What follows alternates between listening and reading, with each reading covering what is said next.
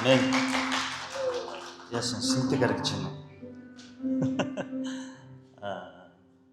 Хүчээр зүүхээс аргагүй боллоо. Уул нь сарын өмнөөс зүүгээд байгаа гэжтэй. Юм үнэхээр хардгүй. Тэгээд нөгөө энэ энийгээс болоод жоохон хичээл зүүж чадахгүйсэн баг. Манай хоёр дахь охин зүүгээд аав нь ямар байна гэсэн чинь хүслэн билүү. Энэ хоёр намайг шоолоод паах тайстай амар юу гэдэг л нөгөө номын харагдаж ш. Таны ингэж зүүчих юм бол даллаг гэдгийг чи өстэй хинч мэдэхгүй юм байна гэж. Аавгаа тэгэж хэлээд. Гэхдээ үнэхээр нөгөө ингээ багаар биш гинт муудчих тийм ээ. Тэгэхээр доош нь ингээ харахлаар айгүй түүхтэй. Доош ойроо хараад дээшээ ингээм болохоор хүчээр бидний шилэндээ орсоо. Тийм болохоор та нар маань ойлгож өгөө. Жохон амарчгаар гайгүй. Жохон ядархаар ингээд байгаа. За бид нэр амьдралын тухай бодож үзэх нэг чухал бүлэг рүү орсон байна. Ихэнх хүмүүс жохон энэ талаар энэ бүлгийг үзэхээс жохон төвөгшүүлдэг бүлэг. Яагаад тэгэхээр айгүй сонирхолтой юм шиг бүлэг. 13 дугаар бүлэг тийм ээ. Бид нэр өнгөрсөн 7 хоногт 12 дугаар бүлгийг үзсэн. 33 хаан байдал яагаад 31 болголоо тийм ээ. Энэ талаар үз. Хоёрыг яагаад хасах болов? Тэд нар Амончуудын хаан Сихон, Башаны хаан Ог нарыг орхид тоолсон байна бичгч маань.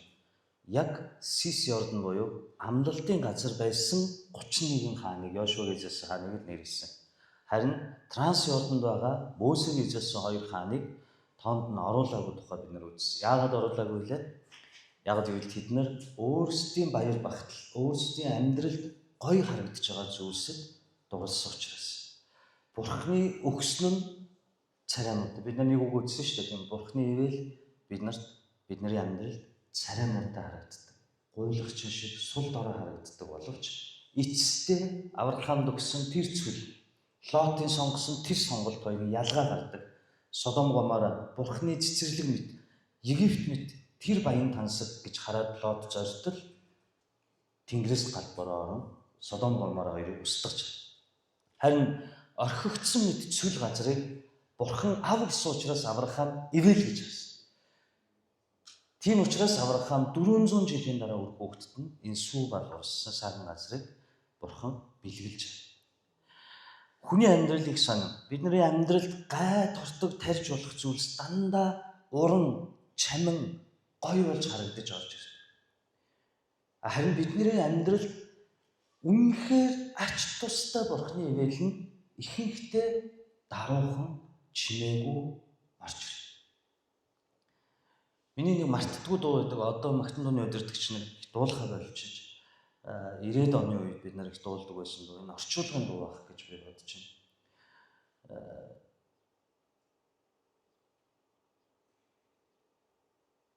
Юулэг гівчэн миний төрлөх цангаас эсрэг зүгт намайг хөтөлнө. Эзний намухнаар уриалхан чимээгүй дарагнаа лөө амархан дарагнаа. Энэ юу дуулаад байгаа юм гэхлээр миний амьдралд надад гоё Содом Гомора шиг, Транс Йордан шиг надад яаж ч утсан Бурхны ивэл мэт харагдаад байгаа тэр зүйлийн төлөө зүрх сэтгэлийн шунал маань, зүрх сэтгэл маань гачаад авахыг хүсээд хашгираад байдаг. Харин миний зүрхэнд чимээгүй аниргуугаа шинжгүй Бурхны дуу хоолой энэ дуу хоолойд дарагдчихад байдаг юм аа гэж гимшин дуулж байгаа дуулал баггүй. Ингээд Рубен овг, Огон овг, Рубен, Гад, Манасан таловг Транс Йорданыг сонгосон. Яагаад гэвэл Амоны хаан Сихон, Башаны хаан Ог нарын баян тансаг нутаг тэднэрт Бурхны амлалтаас илүү гоё байсан учраас.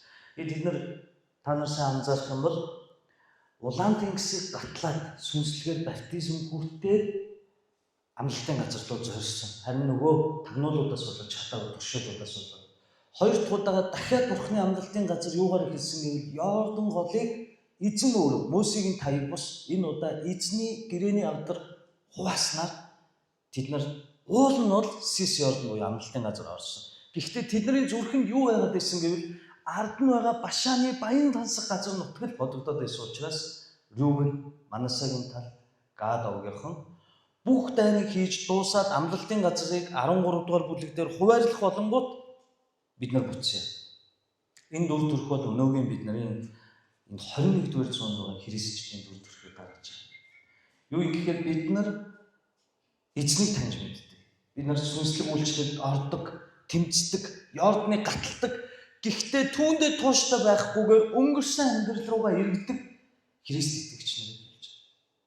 Сүм чуулганд та нар мэдгүй тийм хүмүүс байж орж ирэл амар гисчлэл яриад хүмүүсийг инээлгээл хүмүүстэй нөхөрлөөл ах нар эгч нар зүгээр хүмүүсийг бужигнуулж яснаа нэг мэдсэн чинь хуучин амьдралд ороод хуучин хийдэг юм хийгээд архиа угаад өөр хүнтэй суугаад хүүхд өнчрүүлээ нөхрөө хуураад эхнэрээ хуураад одоо өнгөрсөн гэж явж байна. Энэ хүмүүс бол тэр Йордны гаталсан атлаа амлалтын газраас буцаад хуучин амьдралдаа орж байгаа ийм дүр төрхтэй христчдийг бид нар мэднэ. Өнгөрсөн Монголын Христ итгэлийн 30 гаруй жил ийм хүмүүс зөндөө тохиолдсон.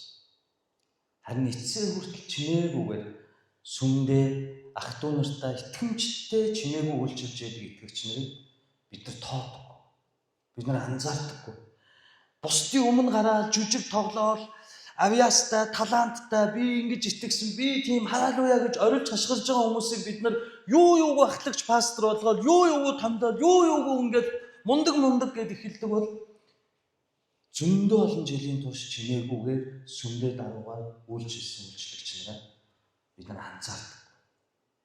Харин тэнд эзний амлалтын газар явж байна.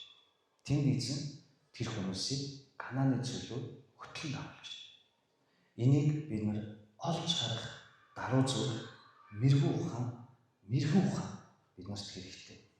Тэр хүмүүсийг эзэн дотор хайрлж хүндлэх даруй сэтгэл чуулганд хэрэгтэй. Тэр хүмүүсийг анзаарч, тэр хүмүүсийг үнэлж, тэр хүмүүсээс суралцах даруй зүрх сэтгэл чуулганд хэрэгтэй. Христ сэтгэлд хэрэгтэй. Зөндөө олон шоуурчин байгаа. Тийм сууж төгссөн, над шиг сууж сурж байгаа хөөгдсөн, тиймч гоё ярьдаг, тиймч гоё дуу зохиосон, тэгч гоё ярьдаг. Би бүгдийг дуу зохиодог, ярьдаг, номлодог бүх хүмүүсийг жүжигчин гээгүй. Гэхдээ энэ дунд тийм хүмүүс явж байна. Харин жинхэнэ даруй зан, жинхэнэ Канаан, жинхэнэ амлалтын газар хаана байна гэдгийг зөвхт хүмүүс олж харж байна. Тэр хүмүүс цөлөөр явж байгаа атлаа. Тэр хүмүүсийн амьдралд зөндөө Башаны баян тансаг газар нутаг тохиолддог атлаа. Тэд нар амлалтын газараас эргэж буцаагүй үнцэнтэй даруй бурхны хүмүүс бидний дунд байж байна. Энийг бид нар олж харах хэрэгтэй. Нөгөөдгөр энэ амьдрал бид нар өөр олон зүйлийг анзаарч болохоос гадна Бурхан олон бүтээл бүтээсэн боловч бидний анзаардаггүй нэг бүтээл нь юу вэ гэвэл цаг хугацаа. Бурхан өөрөө цаг хугацааны гадна оршдгийг бид мэднэ. Түнд цаг хугацаа хамаагүй. Гэхдээ Бурхан биднэрт зориулж нэг шин бүтээл бүтээсэн нь цаг хугацаа. Цаг хугацаа эдгээдэг, цаг хугацаа үннийг илчилдэг, цаг хугацаа үр дүнг харуулдаг, цаг хугацаа төгсгдөг, цаг хугацаа бас эхлүүлдэг. Энэ цаг хугацаанд хүн төрлөختөн Бурханы бүтээл бүгд захирагдах ёстой. Ариун сүнс, ариун гурвал ертөнцийн эзнээс бусад бүгд энэ цаг хугацаанд захирагддаг, цэцэг ургадаг, шаралж гунддаг, мод ургадаг, шаралж гунддаг, хүн төрдөг, заавал үхдэг. Энд байгаа амьд байгаа хүмүүс гараа өргөдөг. Би амьд байгаа гэж байгаа. Өргөхгүй гоо өгцөн хүмүүс. Гараа өргөсөн та үхлийг заавалж. Энийг та битгий хараад гэж бодоор. Энэ үнэн баг. Үнэн заримдаа сонсомооргүй хэцүү. Та амьд л байгаа бол заавал үхлийг үзнэ. Сэхэний орон дээр ч юм уу, машины аваар услоор ч юм уу, хүн амьтны хөл гарт ч юм уу, та ямар нэгэн байдлаар үхлийг үзнэ. Яагаад гинүү? Та муу учраас биш. Та тийм заяагүй хувь тавилантай учраас биш. Та амьд байгаа учраас. Тиймээс бид нар үхлийн талаар бодохгүй гэж байна. Харин үхсний дараа амьд байдаг хүмүүсийн талаар бид нар бод. 7000 гаруй жилийн өмнө байсан хүмүүсийн тухай өнөөдөр бид нар ярьж тэднээс суралцж байна. Эдгээр юуг Канаан амлалтын газар гэж харсан гэвэл Бурхны өгсөн тэр үзэмжгүй, тэр даруй хэрэггүй юм шиг боловч Бурхан аав гэсэн учраас үн цэнтэд тооцож амьдсан хүмүүсийн амьдрал өнөөдөр ч гэсэн амьд юм шиг яригдаж биднэрт зааж сурч. Харин Бурхны өгснийг үл тоож арайчтай ийм итгэлийн амьдралаар яваад энэ сүм чинь цалин хөлсчгүй мэн, энэ сүмээс чи би юу авч олж долоохгүй мэн. Харин би тэр даргатай яриад, тэр найзтайгаа яриад, тэрүүгээр яриулж гаад, ингэж гаад энэ бизнесийг хийгээд яг уу жоохон хулигтаад чамаагүй, яг уу жоохон худлаа яриад чамаагүй энэ замаар явах юм бол би ашиг орлоготой, би баян тансаг амьдрах юм байна. Энэ чинь Бурхны ирээд биш гэж үгсэн Лотын сонголт, Юмн Гад манай саяын тал овгийнхны сонголтыг хийсэн тэр хүмүүс өнөөдөр дуу чимээчгүй, чимээ амиргүй үхлийн газар хэвтэж байгаа. Харин үхлийг ялсан нэг хүн бий. Тэр хинлээ. Есүс.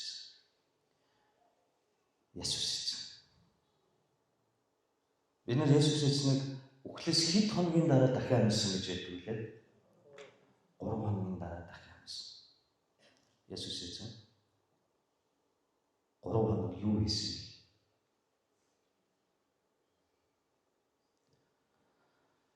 Энэ талаар Библиэлд дурдсан Юда номон дээр, Еврей номон дээр Есүс эзэн 3 хоног юу хийснийг дурдсан. Үхлийг үзэхээс өөр аргагүй үхлийг үзсэн хүмүүс тэднэр үхлийн хүндэд нойрсож байсан. Есүс эзэн нас бараад үхснээрээ тэр тамийн үдийг цөмлөө орсон. Тэр 3 хоногийн хугацаанд Есүс эзэн зөвхөн байдлаар Есүс Месиа ирэхээс өмнө Бурхныг ирж хайж амьдраад тэр үхлийн газарт саатуулагдсан өөрийн хүмүүсийг чөлөөлсөн. Тэр бүгдийн тэнгис чөлөөлөд өөрийнхөө биднэрт бэлдсэн тэнгэрт хамтлагтай газарт аваачаад 3 хоногийн дараа иргэн ирэхдээ амьд ирээдүйд амьдрах бидний төлөө амарлыг өгөхөөр дахин ирсэн. Энэ бол түүний нэг мөсөн 999 биш, нэг мөсөн ялсан ялалт байсан. Харин өнөөдөр Йошуад маань энэ цаг ирж та нар 13 дугаар бүлгийн 1-р ишлэгийг уншвал Йошуа нас ахиж хөгшөрөхөд эзэн дүнд чи нас ихэд өндөр болж хөгшөрчээ. Гэвч эзэмшилд авах маш их газар үлдсэн байна. Бурхан цаг хугацаанаас гадна байдаг гэдгийг бид нар түрүү ярьсан. Нэг удаа Бурхан Йошуаг эргэж ирсэн шалтгаан нь юу вэ гэвэл тэр хөгшөрсөн. Ихэд өндөр настай байсан. Энийг уншсан ихэнх оюутнууд, ихэнх хүмүүс хизээдээ Йошуа хөгшөрчөө саяхан даа хийгээд 12 дугаар бүлэг дээр бужигнажсан гинт 13 дээр ихэд хөгшрөөд өндөр настай болсон хизээдээ гэж боддог. Энэ нь түрүүчийн 12 дугаар бүлэг дээр бидний ярьсан яриа. 31 хаанаас хэдийнхэн түүхийг л биднээс бичиж үлдээсэн бөгөөд бид нар мэднэ гэлээ. Эхний 7 үлдсэн 24 хааны түүх бичигдээгүй. Нийслэл дурдгдсан. Бид нар хайгаад ч болохгүй.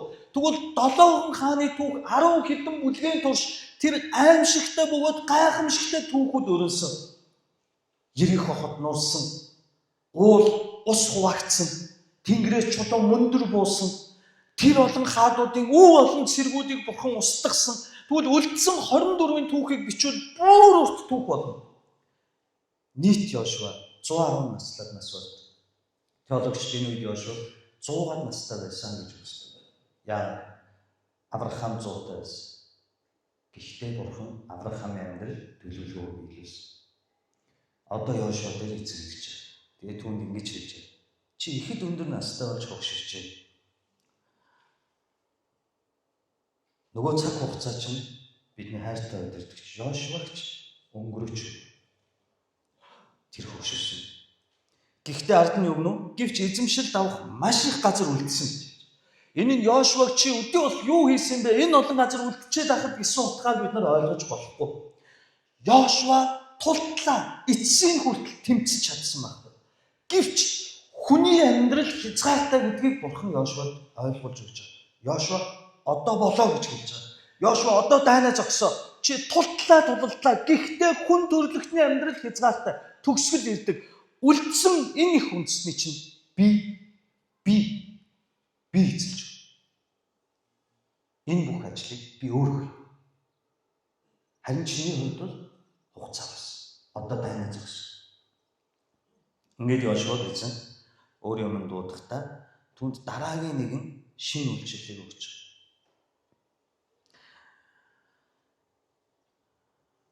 Хуваарлал гэж байна. Үлдсэн нутгууд гэвэл Филист болон Гишүүрийн бүх бүс нутаг болох Египтийн зүүнтэйг Шихор болоос хойд зүүнийн Экроны хил хүртэл тэр нь Канаанчуудыг тооцогддог бүх нутаг, Газчууд, Аштодчууд, Ашкелончууд, Гидчууд, Экрончууд хэмээх Филистчүүдийн 5 ноёны газар нутаг. Мөн үүнээс гадна Афик, Сидончууд, мөн Мера, Гебалчууд, Хермончууд, Баалгад, Либохамат, Ливан, Месопотам, Мисрефот, Маим. Энэ олон газруудыг Бурхан бүгдийг нэрлэж байна.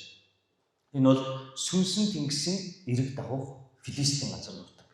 Мөн Ливаны улс, Хеброны хойд зүгт байх Башаны газар нутгийн цаад баян тасар нутаг. Энэ бүгдийг үргэлжлүүлэн эзлэн гэдгийг Бурхан нэрлэж байна. Тэгэхдээ чи эдрийг эзэлж чадсангүй штэ гэсэн утгаар биш, Бурхан нэрлэж байгаа нэг шалтгаан байгаа.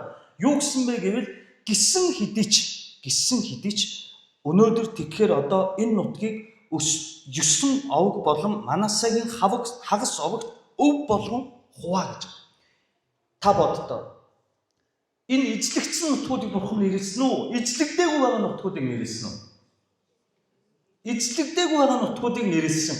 Гитсэн чинь эзлэгдээгүй байгаа нутгуудыг ч мөн эзэлсэн нутгатайгаа хамт 9 овог Манасагийн талтай хуваа. 2.5 хайцыг Трансёрдон руу Башаны газар нутг руу явуулсан. Эндээс та анзаарах юм бол нэг асуулт гарна. За эзэлсэн нутаг болж байна. Энийг хуваагаад Нямкад өмч болгоод өгвөл болж байна. Эзлээгүй нутгийг надад өмч болгож өгнө, хуваарлна гэхээр та юу гэж бодов? Эзлээгүй нутгуудыг хуваа гэж байна. Хэнийг хуваа гэсэн үг нь Йошуа.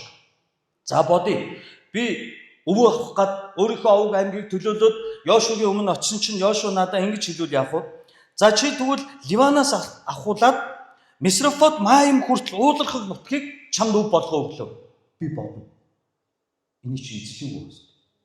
Бид чи одоо л бэхлэгдсэн хотуудтайгаа зэрэгтэйгээ байж байна. Эзлэхгүй нутгийг яагаад надад өгöd байгаа юм? Тэгээ би асуув. Йошуа 12 овог аймагт та энэ эзэлсэн том нутгийг тэр чигээр нь эзэлсэн нутгуудаа хувааж явахдаа дунд нь эзлээгүй газруудыг бас давхар хуваагаад байна шүү дээ. Энийг би юу гэж бодох юм? Энэ юу гэсэн үг вэ гэвэл эзний нэрээр үргэлжлүүлэн тэд нар одоо бие даан дайдах цаг нь ирсэн гэсэн үг. Ойлгож байна. Одоо Йошуагийн хугацаа дууссан. Тэгээд үлдсэн зөндөө улсууд үлдсэн боловч үлдсэний зүгээр л бэлэн эзэлсэн газрыг баярлаа гэд бэлэг болгоод авчих биш.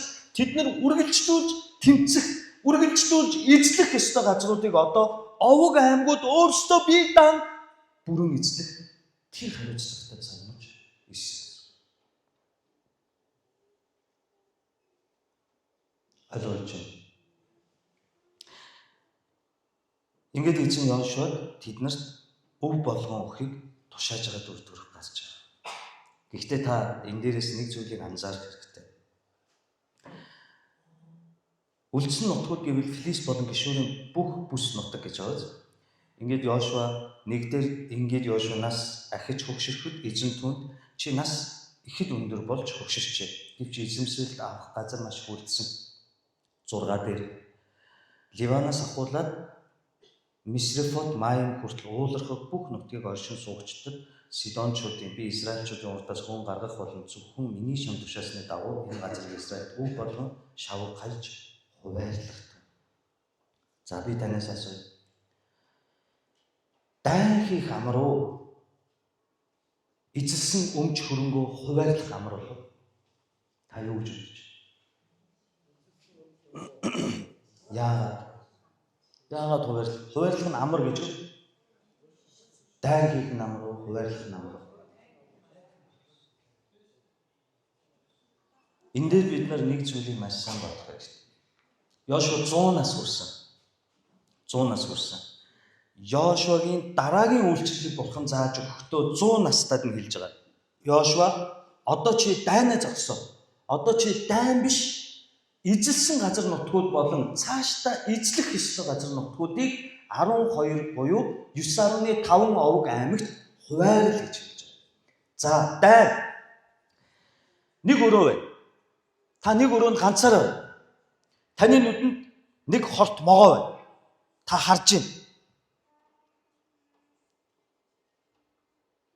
Харин та нэг цай уугаад эргээ харсан ч могоо алга болчих. Аль нь амар вэ? Могоо харагдж байхад амар байна уу? Алга болчихоор амар байна уу? Та шөнө орондоо унтчихад манай гэр хашаанд гарснаас хойш би одоо нэг тийм хар хорхотой болцсон. Яг ингэ явж мэдэгддэг байхгүй. Барихад яг ингэ хатуу байдаг. Гэс босоод гэрлээ хасаа байдаггүй. Хөрөгч. Шүн нууцаар хийдэг юм аа. Ярих гад унсна. Зүүдээ ярих гад толгойгоо гэж. Хөнжлөө сэгсрээд, дээрээ сэгсрээд ороо бүтэн гайгаад алга болчих нөгөө хараа авах. Тэг гэрлийн унтрага орондоо орох яадаг. Нойрхордог. Хаана явуулъя? Чихрүү орчих юм бол тэгдэг үү? Тэр могоо харагдаж байхад асуудал биш шатлаа алга болчихлоо хүн айдаг. Хүн харанхууд ганцаараа байгаа учраас айдаг гэж бодож байна. Үгүй та сайн бод. Та харанхууд баталгаатай гав ганцаараа байгаа бол та айхгүй. Харин надаас өөр хэн нэгэн байхгүй гэдэг учраас айдаг ба. Тийм байгаа юм. Хүн харанхууд яг баталгаатай би ганцаараа байна гэвэл хинээс айх вэ? Өөрөө сайх юм уу? Харин надаас өөр сүнс, чөтгөр, хулгайч, алуурчин хэн нэгэн байх вэ гэж хүн айдаг байхгүй харанхугаас. Үүн шиг дайн яг юм. Йошуа дайтаж явах үед түүний нүдэнд дайсан нь ил байсан уу? Башаны хаан, Ог, Амноны хаан, Сихон, Ерусалимын хаан, Адонизедек бүгд нүдэнд нь ил байгаа.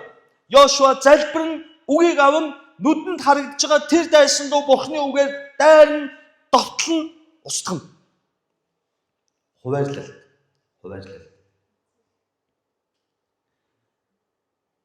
Та нар зүгээр энгийн жишээ Самарын бэлэг. Сүмд Самарын бэлгийг өгөхөд 100 юм уу 120 юм уу боломжтой үед манай сүмд хүн олонтойгээ 150-ыг хуваарлдаг. Тиймээс санаа усраа та чинь тэр зөвлөх мөвлөлт нь явсан биз дээ. Очоод гарын үсэг зураа сургалтанд нь суугаад авахд амархан уу? Ганчлуугч амархан уу? Одгоо ахлагч байхгүй юм тийм үү? Амархан. Харин энэ давчраад хуваарлах болохоор яадаг вүлээ? Асуудал үүсдэг. Авах нь амархан. Хуваарлахаар яадаг гэж чамд хоёр надад хоёрхан хүний зис цугаад. 12 овог аймгийн дунд ийм асуудал гарна бид нар цааш өгч. Энд яагаад тэр газар нутгийг өгчөд манай өгт яагаад энийг өгнө гэж. Тэнд яагаад ийм хуваарлт хийчихэд надад яагаад иймийг өгнө гэж. Хүмүүсийн дунд хичнээн төлөвлөсөн ахлагч удирдагч нар ч байсан хэрүүл хийдэг. Сэтгэлгүй байхгүй та нар. Яагаад манай тэрийг үлдээч вэ? Яагаад тэрнийг орхич вэ? Ийм байдаг байхгүй та нар асуудал үүсэдэг. Нөгөө 120 чинь үржүүлж болохгүй шүү дээ. Дээр үед нэг Мая гэд харь гаргийн охин гоё бүснээс нэг юм гаргаж жиг гэж үржүүлдэг байсан. Би тэрийг хараад ийм юмтай болчихсон гэж мөрөөддөг байсан.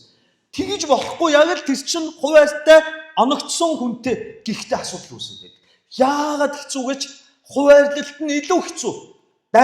Дайнд юу хэрэгтэй вэ? Надад эр зориг, залуу нас, зэр зэвсэг, цэрэг, хүч чадал байхад би дайснаа цөм цөхөн. Хуваарлалт яах вэ? Хуваарлалт би хүч чадлаа шийдэх үү? Гүү, зайлын сүмээс хичвүү? Болохгүй. Хичнээн уур хүрсэн ч, хичнээн болохгүй байсан ч аргадна, хүлээн, тайлбарлана, ойлгуулахыг хичээн, болохгүй бол дахиад хүлээн, дахиад тайлбарлана, ойлгож байна. Дайн бол нямка энд байхад дайсантайгаа хийх харилцаа бол хуваарлалт бол нямка өөртөөгөө дайтах цаг. Өөрийнхөө дотор байгаа асуудалтай дайтах цаг. Та нар сүмийн гадаа байгаа зүйл аюултай гэж бодож байна уу? Арх ууж байгаа, тамхи татж байгаа, хулгай хийж байгаа, худлаа ярьж байгаа тэр итгэгч биш хүмүүс аюултай гэж бодож байна уу? Үгүй. Сүм дотор аюул нь үргэлж байна. Амбиц, карьер, худал хуурмаг, үл мэдэх шунал тачаал, үл мэдэх хумслалт, үл мэдэх ховж сүмийг нураад. Тийм учраас Библиэлд байнга хэлдэг тос дотроосоо үнхирдэг гэдэг. Есүс эзэн сайн мэддэг. Есүс эзнийг ромчууд цовдлоод алдсан уу? Есүс эзэн аврагч Месиаг өөрсдийнх нь төлөө сайн сайхныг хийсний төлөө ромчууд эсвэл харь үндэстнүүд цовдлоод тамлаад алдсан гэж үү? Үгүй. Есүсийг өөрийнх нь алсан. Есүсийг юдизм алсан. Христийг Юда Израильчууд өөрсдөө алсан. Христийг өөрийнх нь гэр бүл хорлсон. Христэс хайртай шавь нурвсан. Христэс хамт амьдардаг хайртай хүн нурвсан. Энэ дэлхий дээр юу үнэн гэвэл энэ үнэн. Бидний дайсан бидний дотор. Бидний дайсан бидний дотор. Одоо Йошуа бурхан дараагийн үйлчлэлийг өгж байгаа нь илүү хүнд үйлчлэлийг өгж байгаа юм. Чи одоо хуваарь. Одоо дайнаж өгсөн.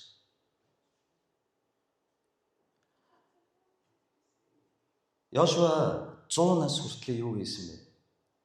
Тэр дайдсан. Тийм ээ. Тэр Мосегийн үйлчлэгч зарц мэт үйлчилсэн. Тэр Мосег суралцсан, хувцсын барьж явсан, онцгой харин газар ороход нь үүдэн дээр нь хүлээсэн. Хорой буул руу 40 өдөр шин яваад Израильчууд итгэл алдарсан байхад ганцаараа итгэмжтэйгээр уулан дээр хүлээсэн. Түүнд үйлчлэх сэтгэл байсан. Дараагийн үйлчлэл нь тэр дайнд оролцсон, дараагийн удирдагч болсон. Тэр тулалдсан 31 хааныг бүтэн Канааныг эзэлсэн. 98% хүртэл тэр эзэлсэн. Одоо түнд юу үлдсэн гэвэл нас. Бас тэр хувайрлалтанд бэлтгэгдсэн удирдагч. Тэр алдсан, тэр унсан, тэр дахиад алдсан, дахиад унсан, тэр уйлсан, хувцаа урсан, гэмссэн, алдсан, дахиад алдсан, хуурдагдсан, гибеончуудад хуурдагдсан, айчуудад ялагдсан. Энэ бүх зовлонгийн дараа 100 настай Йошуа мэрэгүү ухаан орж ирсэн. Тэр мэрэгэн нэгэн болсон юм. Яаж? Тэр үйлчилсэн. Тэр байдгаараа хичээд тулалдсан учраас. Харин хувайрлалтанд хүч чадал залуунаас эрэмгий байдал хэрэггүй. Хувайрлалтанд хамгийн хэрэгтэй зүйл мэрэгүү ухаан, төлөвшил, төвчээр, төсвөр. Та нар залуучуудаас олонтой сонсч байсан маа. Танаа учраас амар байсантэй гэхлээр одоо хөөрхий зөвлөрч манаа. Найзуудаас өөрсдөө сонсч байсан. Танаа авштай нэрээгээд би нөгөө 12-ын бэж сансарт байхад манай найзууд уузаад танаа нөгөө автобусны жолооч авч ийс та алдаг гэж үү бид нэрийг ч 3 гартал ороолгоол гэдэг. Хөөрхий одоо хаа зөвлөрч. Одоо тэгээ манай хүмүүстэй тоглоо чимээгүй л байж байдаг ш. Тэр зөөлөрсөн биш. Тэр төлөвсөн. Тэр хүн ухаасан. Тэр хүн төвчж сувсан.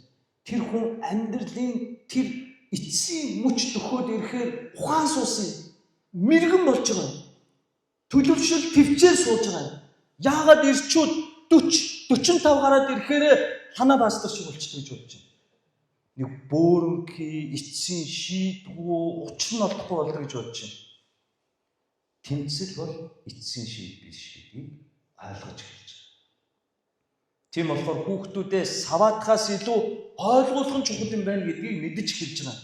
Тийм учраас хэрүүл маргаан янз бүрийн хүчирхийлэл хэрэггүй юм байна гэдгийг эр хүн ухаарч эхэлж байгаа юм. Йошуа үүнийг ухаарсан юм. Тийм болохоор түүнд хангалттай хувайрлалт хийж чадах мэрэгэн ухаан байсан бөгөөд 12 овог аймаг яаж ч давтаргуутж яаж ч муухай зан гаргасан тисэж чадах төвчээр нэгүсэл өршөөд төлөвшөл 100 настайд нь тэр бэлэн болсон учраас бурхан илүү том, илүү хүнд дараагийн шатны үйлчлэлийг өгж байгаа. Хувайр. Чи одоо ч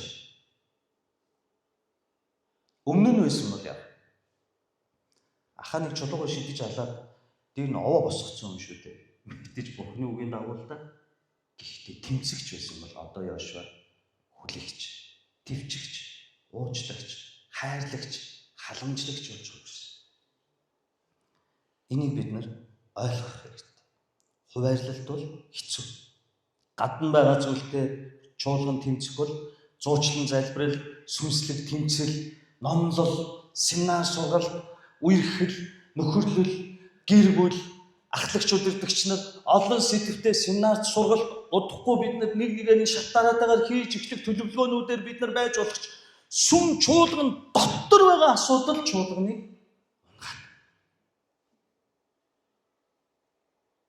пастор худлаа яриад эхлэхээр, пастор хоёр нүртэй амьдраад эхлэхээр, удирдагч нар хумслаад эхлэхээр, эзний өмнө хайр гамгүй хандаад эхлэхээр, үнэн шудраг бус болоод эхлэхээр чуулган устж өгнө. Энийг бид нар сайн бодох хэрэгтэй. Христийг хэн алаалж байна? Өөрийнхөө. Тэгвэл өнөөдөр Христ итгэл хэн хамгийн аюултай дайсан бэ? Би. Өнгөрсөн удаа тэр алдарт лайм болоод нэг бөөн хэрүүн шуган гарахад юунаас болж хэрүүлэх хэлсэн. Та нар бүгдөө мэдчихэж байгаа. Тэр нэг Шинчонжигийн нэг эмэгтэй авгаа гаж урсгалын эмэгтэй коронагийн үеэр нууцаа Шинчонжирчууд суглаад солонгос тэнд очиод коронавиг дахиад тараачлаа гэсэн чинь Монголд байгаа аглагч пастор христчин болгон хараас муусан гажууд өстой ийм тийм нэр нүрээ барсан гажууд тэр үед би яг л энэ 13 дугаар бүлгийг л хийсэн. Бичсэн. Яагаад гэвэл харамсалтай байсан. Фейсээр дүүрэн бурхны хүмүүс гаж урсгалыг доромжилж харааж зүгж байгаа харах надад таалагдаагүй. Яагаад? Их ус өрн би учраас. Моромчууд хаанаас үүссэн? Евангелист протестантчууд биднээс үүссэн. Бид нар үгийг буруу ойлгосноос болоод бид нар үгийг зөв судлаагүй ариун сүнсээр удирдаад байгаагаас болоод мормон гэдэг Библи байгуулад хосороо сайн мэдээ тарааж шал өөр урсгал мормон гэдэг гаж урсгал гарсан. Мөн хаанаас гараад ирсэн? Модноос ургацсан юм уу? Цэцэгнээс хаанаас гараад ирсэн? Мөн өөрөө христчин хүн байжгаад өөрөө гажилцсан. Бас Библи үгээ итгэлээ ариунаас сахаагүй учраас тэр завхаарлыг сонгосон учраас мөн гэдэг урсгал гарсан. Их булган бид нар өөрсдөө атлаа энэ муу гажууд гэж харахын оронд өөртөө attention анхаарал авах хэрэгтэй. Би ингэж гажиж болох юм. Би Библийг үннээс судалж, Библийн үг болгон надад таалагдж эхлэх юм бол би болгоомжлох хэрэгтэй. Яагаад Библи намайг жичлэх ёстой? Намайг гимшил урайлах ёстой. Заримдаа таалагддаггүй зүйлс Библиэс би олж харж, өөртөө байгаа хэрэггүй гим нүгэлтэй бузар муухайтгаа тэмцэж, эрүүлээр сэтгэж, эрүүл итгэлээр амьдрах ёстой. Үгүй бол би хизээч мормон, мөн Шинчонжи болж чадах тийм сул дорой. Энийг хийсний төлөө гажуудыг өмөөрлөө гэд бөө юм бас. Би өмөөрөхгүй. Би зөвтгөөчгүй. Би харьцдагчгүй. Гэхдээ их үүсэл нь надаас гаралтай гэдгийг мэддэг учраас би болгоомжсон. Тэднийг харахаасаа илүү өөрийгөө эргэж харах ёстой гэдгийг мэддэг учраас Израильчууд яагаад мусульманчууд одоо болтол Тоороо номыг хүндлэн сахидаг Есүсийг биднээс илүү хүндэлж биднэр шиг биш бүр өдөрт 5 удаа сүхрэн байж эзэн рүү хандан залбирдаг атлаа авралыг авахгүй гэж. Авралыг авдаггүй гэж. Тэднэр дотроо байсан Христийг танихгүй. Тэд нар зүгээр зүнч гэж бодчихсон. Тийм учраас асуудал бидэнд өөрсдөнд байдаг. Одоо Йошуагийн хувьд бол ирмгийн дайчин цэрэг ирсээс илүү юу хэрэгтэй гэвэл Ахмад настай зөвлөхүүд мэрэгэн ухаан төсвөр төвчээр хэрэгтэй. Ингээд Йошуагийн дараагийн том үйлчлэл бий болж байгаа. Ингээд Йошуа хуваарлалтыг хийх үүрэгтэй болж байгаа. Тэр зөвлөх, босгох, халамжлах насанд байсан.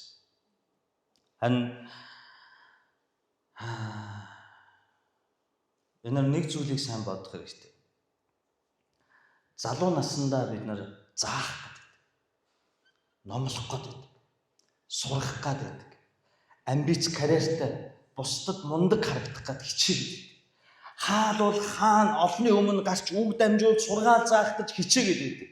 Хаал бол хаана өөрөө мундаг лидер мэт ярихыг хүсээд байдаг. Тэгээд ашигладаг зүйл нь болохоор хинч чамайг залуу гэж бүү хэлэг гэсэн тэр ишлэлийг бариад залуу байхдаа 100 та Йошуагийн хийдэг үйлчлэлийг хийх гэдэг. Ингэхээр юу болдог гэж маш сайн хэлж байна. Ингэхээр залуудаа хийх ёстой зүйлээ хийгээгүй, үйлчлээгүй, үгээ судлаагүй, дуулууртай дагаагүй алдаж, унж, уйлж, сорилтонд орж, шархалж, итгэж үзээгүй. Зүгээр л бусдад заах гал, номлох гол, мундаг харагдах гал, мундаг байх гал, хідэн дуу зохиож, хідэн CD гаргасандаа дулдуудаал би лав номлогч гэж бусдаар хүндлэл хайрыг авах гэж хичээсэн тэр нямкагийн зөв төрхөн 100 настай болохоор хоосон, чалчаа, өглөө, хүчирхийлэгч өвгөн болж байна. Яг тийм залуудаа үйлчлэлээс татгалзаж учраас, суралцахаас, унаж босохоос, алдаа хийхээс татгалзаж байна. Ийм хүмүүс залуудаа хит их амбиц карьер хөөгөөд хит их номдол янз бүрийн юм хийх гээд яваад ахаар хөгшрөөд ирэхээр тэдэнд хийж бүтээсэн юу ч байдаггүй. Тэд нэр үгээгүйч судлаагүй учраас ярих зөвлөгч үг байхгүй, халамжлах сэтгэлч байхгүй. Ийм болоод ирсэн хүмүүс хатуу хэлэхэд хөгшин царайтай хүүхдүүд ямар хүмүүс болж байгаа вэ гэвэл хүчээр бусдаар хүлийн зөвшөөрөгдөж, хүчээр бусдаар хайрлагдаж, хүчээр бусдаар хүндлэгдэхийг хүчээр хийж хий. Яагаад гэвэл залуудаа хийж бүтээсэн зүйл Бурхны үгийг судалж Йошуа шиг дахин даруугаар алдаж, онж, шархалж, унаж, босож зөндөө үзэх ёстой үзэхгүйгээр амбиц карьер өдөртөгч, номлогч, магтан дууны зохиолч, мундаг, нямка мундаг гэд ийм зүйл мансуурчихлаа. Хөгшрөөд бусдад өгнө. Ярих зүйл. Тийм болохоор хүчээр амьдралын эрхэнд өтөл наснд нь мөнгө санхүү хэрэг болохоор ийм хөгшин царайтай хүүхдүүд Бурхны мөнгнөөс хомсож ирэх. Христ итгэж хүмүүсийн хөлс хүч цусаа усган байж цуглуулсан 11-ийг картанда хийж гаад дур зоргоороо засцуулж ирэх. Тэгээд Бурхны үгээр хүчээр айлгаж, хүчээр өөрийнхөө доор амьдруулж ирэх. Ийм хөгшин царайтай хүүхдүүд Христ итгэл дотор цөөн биш гэдгийг шууд хэлнэ. Тиймээс залуучууд битгий мундаг болох гэж, битгий бусдад заах гэж, битгий мэрэгэн царайлах гэж хичээ. Та нарын хийх ёстой зүйл бол Йошуагаас суралц. Үйлчил, өдөрдөгчдөө үйлчил, хичээнгүйлэн үйлчил, тайван хий, тулалд хийж бүтээ. Тэгээд таны хүссэн тэр цаг ирэхээр Бурхан өөрөө дуудаад Йошуад уулзж байгаа шиг уулзаа. Одоо цагнаас. Одоо чи хүссэн ч хүсээгүй. Би чиний хүсэл. Чиний хүсээгүй газар би чамд. Энэ цаг ирэх болно.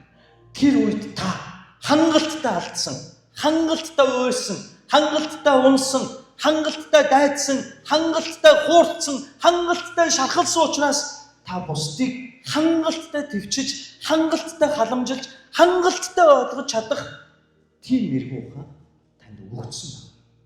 Ийм хүнийг эзний настан Бурхны хүн эзний зарц гэж нэрлэж байгаа. Амбиц карьертэй биш. Гоё ярьж, гоё дуулдаг биш. Авьяас таланттай биш.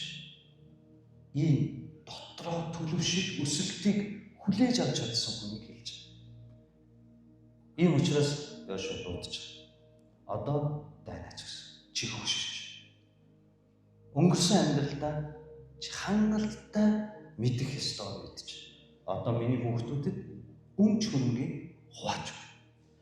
Юу ч хоосон тэднэрт баян тансаг газруудыг Бурхан Йошуагаар дамжуулан өгж байгаа юм. Та нар боддоо манай мөрөөдөл шүү. 3 том 9 давхар бариад. Тэгэл нэг өдөр би гарч ирээл. Бүх тэргүүн ахлагч үйлчлэгч нартаа 3 өрөө байр хойрлол явах. Амен гэл аав те.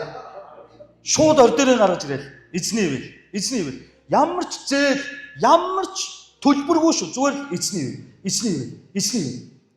Цочрод нь гайхан бөө баяр болно тийм үстэй. Би тэгж чадахгүй байх л да. Гэхдээ Йошуа тэгж байгаа. Том газар нутгуудыг Бурхны ард өгч. Энийг над мэтийн хүн хийдэггүй байхгүй. Энийг маш их мэрэгүү ухаантай хүлээн зөвшөөрөгдсөн хийж бүтээсэн зүйлтэй. Хэн одоо Йошуаг чи юу юм бэ гэж хэлэх юм бэ? 31 хааныг унгасан. Орон нутаггүй, орох газаргүй, оочих хаяггүй 40 жил тэнүүлчин байсан. Энэ ард түмнийг 45 дахь жилд нь орох хорон, оочих хаягтай, баян тансаг газар нутагтай болгож нүдэн дээр нь эзний гайхамшигтай гэрлээр, эзний гайхамшигтай суу алтраар хаадуудыг сүхрүүлсэн Йошуагийн өдөөс хэн чи юм уу юу болоод гэж хэлэх юм. Харин Йошуагийн оронд би хэд гарч ирээ. За бүгдээрээ намайг сонс. Би та нарт энэ Израиль Палестин энэ газар нутгийг хуваарлнаа. За манасаа хөг эхлээд наашаа хүрээд ирэх намайг юу гэв? Чи хин бэ? Залуу насндаа хичээ гэж би энийг хэлээ. Битгий хөгшчүүлэн хийх ёстой зүйлийг одоо хийх гэж зүтг цаг нь болохоор. Тавсан цаг.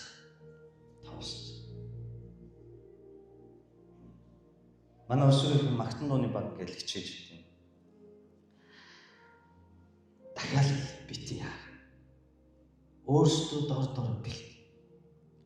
Нэг удаа даашка магтаал ярьлагч, даашка ярьлагч чинь гисчижсэн үгүй юу? Та нарт ярьжсэн. Бүтэн магтаалд нямка хаа тантай үйлчлээ гэж ирсэн үед нь тэгээд би юунд магтаалын багийн ямар үйлчлэл авсан гэж дууны үг тавих бол дэндүү гоё. Гүрүүшгүй байсан. Бүтэн 2 жил спикер зөөсөн. Тиймээс даашкагаас өөр хинч таадаггүй тэр төмөр хар төмрүүдийг даашка мандахаа хоёр зүгээрд. Зүгээр л магтаалын мод бэйс юм уу бөмбөр тоглоё гэж хэлсэн. 2 жил гүйшгэлсэн. 3 дахь жилдээ дууны үг тавьсан. 4, 5, 6 мэдэхгүй би мягмар гараг дээр магтан дуу өдөрч үдсэнгүйг мэдэхгүй. Тэгээ би яваад гисэн. Харин цаг нь олсон чинь 2 хүүхэдтэйгээ гэр бүлээрээ эзнийг магтаж. Тэр цаг хүртэл бид сурах, унах, босох, ойлгох, ухаанал зүйл гэж заавал байдаг. Заавал шүү. Яагаад та нар туслах пастор хамгийн хажууд байх дотн хавиргны хүнээ сонгохдоо би энэ хүчрхэг залуучуудаас биш энэ хөгшин өвөөг сонгоцсон гэж бодож байна. Миний үзийг үзэж туулцооч. Надад байхгүй олон зүйл түүнд байх учраас би танаа пастрыг аха миний дутууг өгч надтай хамт үйлчилж өгөөч гэж. Би өөрөө гуйсан. Би гуйж авч ирсэн. Тийм ээ ойнагч. Тийм ээ танаа пастраа. Энийг бид нар сурах хэрэгтэй. Би болоогүй гэдгийг байнга бодох хэрэгтэй. Би бэлэн биш би болоогүй гэж бодох хэрэгтэй.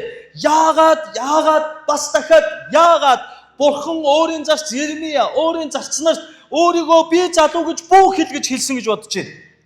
Тэднийг хүмүүс чи юм уу залуухан гэдээс учраас Бурхан хэлсэн гэж бодож байна. Үгүй тэд нар өөрсдөө голж ирсэн учраас би залуу, би дэндүү болоогүй түүхийн эзэм гэсэн учраас тийм даруусал байсан учраас Бурхан чи өөрийгөө би залуу гэж бүх хэл гэж хэлсэн. Харин одоо залуучууд энэ үгийг буруу ойлгоод байдаг. Би өөрийгөө залуу гэж битээ хэл гэсэн. Би чаднаа гэж ойлгоод байдаг. Үгүй чи чадахгүй үед Бурхан чаддаг юм. Чи хүчгүй үед Бурхан хүчтэй байдаг юм. Чи бууж өгөх үед Бурхан ялдаг юм. Чи би болоогүй гэдгээ ухаан даруусах үед Бурхан одоо болно гэдэг. Йошуагийн амьдралаас бид нар эдгээрийг сурж ойлгож байна. Хамгийн сүүлд би энэ газар нутаг хуваарлалтын тухай, газрын талаар Библи юу гэдэг тухай яриад дууссан. 10 минут. Та нар залхаагүй үстэй. Зүгээр үстэй. Эхлэл номны 1:28 дээр Бурхан анх хүн төрөлхтнийг бүтээсэн Адам Ева хоёр. Хамгийн нандин бүтээлээ бүтээгээд хамгийн түрүүнд Бурханы өрөөл болгож өгсөн зүйл юу вэ?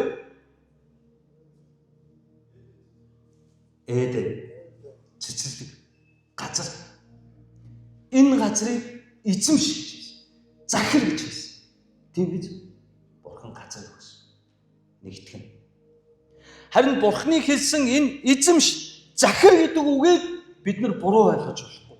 Бид нар энийг ойлгохдоо сүм чуулган удирдагч нар ойлгохдоо тушааж, инг, тэг, бос, суу, үг, ав, инг миний үгэнд ор дугаад дуулууртай даг ингэж ойлгоод байдаг. Үгүй ах дүүнараа Бурханы захир гэсэн үг чинь өөр утгатай. Одоо Йошуад хэлж байгаа үг байхгүй юу?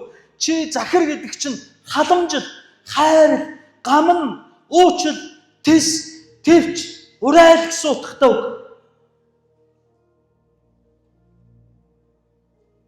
Захир.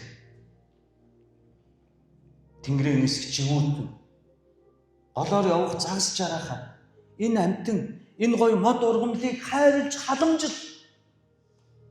Ийм утгаар хэлсэн болохоос өнөөгийн зарим нэг удирдагч нар шиг захир гэдэг үг нь загнаад, зэмлээд, бос, суу, яв, ир гэж хэлдэхдээ ойлгож болохгүй.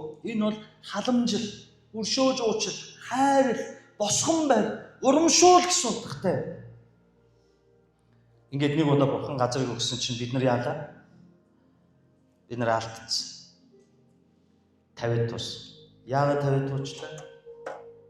Тэр газрыг үнцэнтэй тооцог учраас, харин бурхны болохгүй гэсэн ганцхан ширхэг модыг хараад гол нь гороогод байсан учраас, нөгөө Лотын сонголт шиг сонголт тиймэр байсан учраас, Лот Содом Гоморыг хараад баян, тансаг, Египт шиг, эзний цэцэрлэг шиг гоё харагдсан учраас, Рюбен, Гад, Манасагийн тал овог, Башаны газар нутгийг хараад бурхны амлалтаас илүү баян, тансаг, гоё харагдсан учраас, яг түн шиг бурхны өгсөн бүтэн цэцэрлэгээс илүү болохгүй гэсэн тэр жимсийг яваа харсан чинь нэрээ мэрэгэн болмоор амтлах гоё харагдсан учраас хацчих. Ингээд бурхны өгсөн амлалтын газрыг алдаад өгсөн. Үүний дараа сайн бодорой. 40 өдөр 40 шөнө үер болсон. Тэр үед хүүгч авдар дотор Ноа, түүний хүү Хам, Шем, Яфет нар бэрүүд нь амьд үлдсэн. Ингээд бүх дэлхий устж үгүй болоод үндэстнүүд угаагаас бий болоход бурхан Ноа, Хам, Шем, Яфет нарыг өмнөө зогсоогоод юу гэж хэлсэн гэвэл 2 дахь удаага дахиад газрыг өгсөн юм. Эзэмш, газар дэлхийг эзэмш. 40 өдөр 40 шөнийн үерээр бүгдийн шинээр эхэллээ. Одоо дахиад та нар эзэмш. Та үржиж олон болтугай гэж хэлсэн. Гэтэл хүмүүс бид нар дахиад яасан гэвэл Бабел барья. Эхлэл номны 13 дээр байна. Бабел цамхаг барья. Тэгэхгүй бид нар тарж бутрах гэдэг. Асар өндөр Бабел цамхаг бариад үер болвол орой дээр нь гараад амьд үлдчихнэ. Бурхан үер болохгүй гэсэлтэй юмыг яаж мэдгүй үер болвол өндөр Бабел цамхаг. Тэнгэр багнсан Бабел цамхаг барьгээд бурхан хилүүдийг бутгалдуулснаа. Дахиад яасан? 2 дахь удаага дахиад амлалтын газраа алдсан. 3 дахь удаага бурхан аргаа бараад Авраамыг дуудсан. Тэгээ Авраамд хэлсэн. 100 настай чи хүүхэдтэй болно. Энэ нь миний чамд өгж байгаа тэмдэг бөгөөд Исаакийг төрөх үед чи сан Тэнгэрийн од далайн эргийн элс мэт олон үр хүүхэдтэй болно. Би чамд энэ газрыг харна. Лотыг явсны дараа Авраам хөндлөн гол баруун зүүн урагшаа хоошоо бүхэлд нь хар. Энэ газрыг би чамд өгнө гэж хэлсэн. Авраам өөрийгөө нас барснаас хойш 400 жилийн дараа миний хүүхдүүд энэ орхигдсон мэцүүл газар ирэх юм байна гэд Макпела гэдэг агууг мөнгөөр нь худалдаж аваад өөрийгөө тэнд оршуулсан. Яагаад миний хүүхдүүд ирэхэд булш маань энд байг гэдэг. Тэр агуу итгэлээ. Тэгсэн Израильчууд амлалтын газрыг 400 жилийн дараа зойсон. Хэдэн жил цөлөөлөлтийн үжилээ. 40 жил. Хэдэн жил боол байлаа. 400 жил. Хэдэн өдөр шин бороо орж үер боллоо. 40 өдөр 40 шин. Давтагдаад байна. Ингээд 40 жил цөлөөр тэнүүжлээд өнөөдөр Йошуатай эднэр амлалтын газар орж ирж байна. Эднэр удахгүй завхарна. Энэ хуваарлалтаас болж нөгөө Транс Йорданд Башаны баян тансаг газар шунсан Манасагийн тал Рюбен, Гад овгийнхан тэд нар өмнөд Юда болж хувирна. Ингээд Израиль 2 хуваагдана. Давидын үед Ефраимчууд, Юдачууд, Израильчууд Давид Маханаимд тулалдана. Эднэр бурхны өгсөн ивэлийг үл тоож хоорондоо хагаралцсан, хов зөөн үл ойлголцсон. Ингээд тал нь Ассирт, тал нь Вавилоны боолын боол босгоны шороо болсноор дахиад амлалтын газраа 3 дахь удаага алдсан.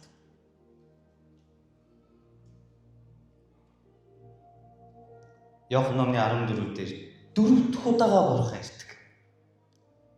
Бурхны хувьд 3 хангалттай. нямка чадахгүй мэн гэдгийг бурхан ойлгосон. Харин хуучин гэрээн дээрх Есүс болох Йошуа, шинэ гэрээн дээр Йошуа болох Есүс энэ дэлхийд ирсэн. Тэр ирээд улаан тэнгисийг цуулан гасан Израильчууд шиг, Йорданыг цуулан гасан Йошуагийн дайчид шиг тэр Жагаан баптистын өмнө усан баптизм хүртээд шууд тэр даруй цөл рүү очоод хэдэн өдөр сатан цорогддог лээ. 40. Есүс эзэн бол над шиг чалчаа нэгэн байгаагүй. Тэр зүгээр ярьдаг нэгэн байгаагүй. Түүний амьдрал нь өөрөө бурхны хүслийг биелүүлэгч байсан юм. Та харж байна уу? Тэр баптизм хүртээд гэртээ очиж амарж байгаа зүйл яваагүй. Баптизм хүртсэн, улаан тэнгисийг Йордны хуваасантайгаа баптист явахны өмнө баптизм хүртээд шууд сүнсээр өдөрдүүлэн 400 жил Авраам хүлээсэн шиг, 40 жил Израильчууд тэнүүчилсэн шиг, 40 өдөр 40 шөнө үер болсон шиг тэр 40 өдөр 40 шөнө цөл соргдсон. Юу нэгэн та бид нар газар хөргөж. Тэглээгээд би та нар газрын 8-ыг хийж байгаа юм шүү. Энэ өөр юм ярьж байна. Есүс эзэн Иохан номны 14-ийн 1-3 дээр ингэж хэлж байна. Би та бүхэн уншиж байна. Зүрхээ бүү шаналга, бурханд итэг, мөн надад итэг. Миний эцгийн гэрт орон байр олон бий. Тийм биш байсан бол би та нарт хэлэх байсан. Би та нарт орон байр бэлтгэхээр явна. Би явж та нарт орон байр бэлтчихвэл дахин ирж та нарыг өөртөө авна.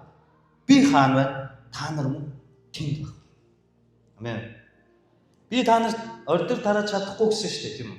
За Йошуа хуучин гэрээний Христ бол Есүс бол Йошуа газар тараасан байна. Одоо тэгвэл тэр Тэнгэрлэг улсад байх байрны ордорыг чинь Есүс бэлдсэн гэж юм. Тийм байна уу? Тэр одоо энэ дэлхий дээр амлалтын газар та нарт байхгүй. Та нарт миний өгөх эцсийн бөгөөд үрд мөнхийн амлалтын газрыг би өөрөө бэлдэнэ. Йошуач биш, Авраамч биш, хэн нэгэн хүн биш. Би өөрөө тэнгэрт бэлдээд хүн нэг бүрт чинь байр бэлдээд ордорыг чинь бариад хүлээж авах болно. Та нарыг би өөртөө авч. Одоо бидний амлалтын газар бол Израиль, Палестин аль нь ч биш, Монгол, Жонгол аль нь ч биш, энэ дэлхий дээр үгүй. Түүнийг Есүс эзэн өөр шинэ Эденийг, шинэ Иерусалимыг бүтээсэн. Гэхдээ тэр үед намайг мартаагүй. Хөөрхөн мөн ямкадаа гэд ядаж ганц өрөө байр бэлдсэн.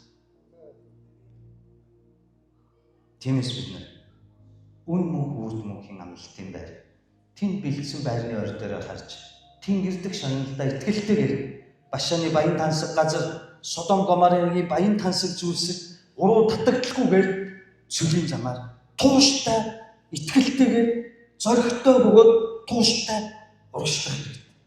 Амен. Энэ биднэрт хамгийн чухал. Яагаад биднэрт бурхан дахин газар өгөөд, газар бэлдээд бүр болохгүй болгон дөрөвт удаага өөрөө ирж энэ орон байрыг биднэрт бэлдээд байна гэвэл тэр бурханы хүслийг энэ дээр хэлээд өгсөн. Би хаана байна? Та нар мөн тэнд байх. Энэ бол бурханы биднэрт газар өгөх гэдэг хүсэл юм. Энэ хаана байсан гэж Эденд та бурхантай буу халаад салхилж алхна гэж мөрөөдч ч үзээгүй байх. Гоё. Та нар дотн хүнтэйгээ, хүндэлдэг удирдагчтайгаа, эсвэл хүндэлдэг пастортайгаа буу халаад паркер алхна гэвэл гоё. Зүгээр л зайрмаг идээд, зүгээр л нэг пицца мэцахаа идээд, зүгээр л амьдрал ах уу энгийн юм яриад. Гоё. Ирчүүдээ гоё. Би та нар яагаад загсан дуруудад ч авч өгөхгүй. Гош. Тэр агуу бурхантай Эден салхилдаг гэсэн. Би хаана? Та нар тэнд байна. Та нар хаана? Би тэнд байна гэдэг бол бурхны codependence зан. Codependence. Энийг бурхан хийх гээд болохгүй байхаар нь өөрөө ирж тамлал, тарчлал, загалмайг үрээд одоо өөрөө биднэрт зориулж шинэ газар тэнгэрийг бүтээгээд тэнд шинэ байшингуудыг, шинэ Иерусалимыг, шинэ хоройбыг, шинэ Канааныг бүтээчээд чиний амьдрал Йошуа шиг хөгшрүүд над руу ирэх үед амьдралын баталгаа чинь, банкны данс чинь, дансанд тэр бум доллар чинь, байрны ордоор чинь надад ирээд үнэгүй аваа ингэж хэлж. Ийм учраас христчин бид цөлд шантардаг. Ийм учраас би пастор хүн байж та нарыг хамаагүй алдаж үзгээд байгаа юм. Алдахгүй гэж бодож байна. Алдна. Унан босно. Ойлно. Инээ дахиад алдна. Тэгээ босно, дахиад алдна. Би нэг удаа хэлжсэн санаж байна уу? Би хизээч нэг алдааг хоёр давтдаггүй хүн. Би хизээч нэг алдааг хоёр давтдаггүй хүн. Доотлон 50 60 давтчихэж ойлгодог. Энэ бол бидний амьдрал. Энэ бол бидний амьдрал. Гэхдээ энэ донд ганцхан зүйлийг л байгсан. Тэнгэрт Кананыг та зорж буй цөлийн тийм үчлэгч. Тэнд хүрэхийн тулд итгэлээ батсан. Унсан ч, боссон ч, үхсэн ч, сэгсэн ч, ойлсон ч, инээсэн ч, эзнийг хайрлаж түүнд итгэх итгэлтэй тууштай бөгөөд бат зогс. Энэ чинь таны авралт хүрэх хамгийн том баталгаа. Таныг алдснаас чинь, таныг буруу зүйл хийснээс чинь, унаж боссноос чинь бурхан шүүхгүй. Надад эцсээ хүртэл тууштай, бууж өгөлгүй итгэж амьдэрсэн үгүй юу гэдгээс чинь шийд. Алдаа бол сургамж, алдаа бол гэгэрэл, алдаа бол ухаан, уналт бол тань бусдыг ойлгох төлөвшөлт хөтлөх зам. Амен уу? Тиймээс зоригтой бөгөөд тууштай байцгаая. Амен. Бүгдээ хамтдаа хажуудлага өмнө дэвлээ. Тууштай бөгөөд бат итгэлтэй байя. Тэр хамтдаа залбирanгуйцгаая.